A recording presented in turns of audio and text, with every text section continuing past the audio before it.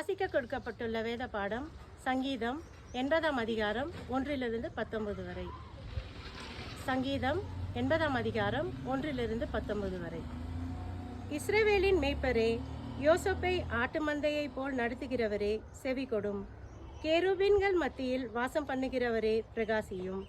எப்ராயிம், பென்யாமின், மனேசே என்பவர்களுக்கு முன்பாக நீர் உமது வல்லமையை எழுப்பி எங்களை ரட்சிக்க வந்தருளும். தேவனே, எங்களை திருப்பிக் கொண்டு வாரும். உமது முகத்தை பிரகாசிக்க பண்ணும், அப்பொழுது ரட்சிக்கப்படுவோம். சேனைகளின் தேவனாகிய கர்த்தாவே, உமது ஜனத்தின் விண்ணப்பத்துக்கு விரோதமாய் நீர் எதுவரை கோபம் கொள்வீர்? கண்ணீராகிய அப்பத்தை அவர்களுக்கு போஜனமாகவும் மிகுதியான கண்ணீரையே அவர்களுக்கு பானமாகவும் கொடுத்தீர். எங்கள் அயலாருக்கு எங்களை வழக்காக வைக்கிறீர். எங்கள் சத்துருக்கள் எங்களை பரியாசம் பண்ணுகிறார்கள். சேனைகளின் தேவனே, எங்களை திருப்பி கொண்டு வாரும். உமது முகத்தை பிரகாசிக்க பண்ணும், அப்பொழுது ரட்சிக்கப்படுவோம். நீர் எகிப்திலிருந்து ஒரு திராட்சை கொடியை கொண்டு வந்து ஜாதிகளை துரத்திவிட்டு அதை நாட்டினீர். அதற்கு இடத்தை ஆயத்தப்படுத்தினீர். அது வேரூன்றி தேசமெங்கும் படர்ந்தது. அதன் நிழலால் மலைகளும் அதன் கிளைகளால் திவ்யமான கேதுருக்களும் மூடப்பட்டது. அது தன் கொடிகளை சமுத்திர மட்டமாகவும் தன் கிளைகளை நதி மட்டமாகவும் பரவிட்டது.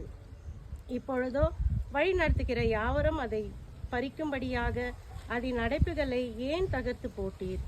காட்டுப்பன்றி அதை உழுது போடுகிறது. வெயிலின் மிருகங்கள் அதை மேய்த்து போடுகிறது. சேனைகளின் தேவனே, திரும்பி வாரும். வானத்திலிருந்து கண்ணோக்கி பார்த்து இந்த திராட்சை செடியை விசாரித்தருளும். உம்முடைய வலது கரம் நாட்டின கொடியையும் உமக்கு நீர் திடப்படுத்தின கிளைகளும் காட்சி தருளும். அது அக்னியால் கட்டப்படும், வெட்டுன்றி போயிற்று. உம்முடைய முகத்தை பயமுறுத்தலால் அழிந்து போடுகிறார்கள். உமது கரம் உமது வலது பரிசத்தில் புருஷன் மீதிலும் உமக்கு திடப்படுத்தின மனுஷகுமாரன் மீதிலும் இருப்பதாக. அப்பொழுது உம்மை விட்டு பின் வாங்க மாட்டோம். எங்களை உயிர்ப்பியும், அப்பொழுது உமது நாமத்தை தொழுது கொள்வோம். சேனைகளின் தேவனாகிய கர்த்தாவே, எங்களை திருப்பி கொண்டு வாரும். உமது முகத்தை பிரகாசிக்க பண்ணும், அப்பொழுது ரட்சிக்கப்படுவோம்.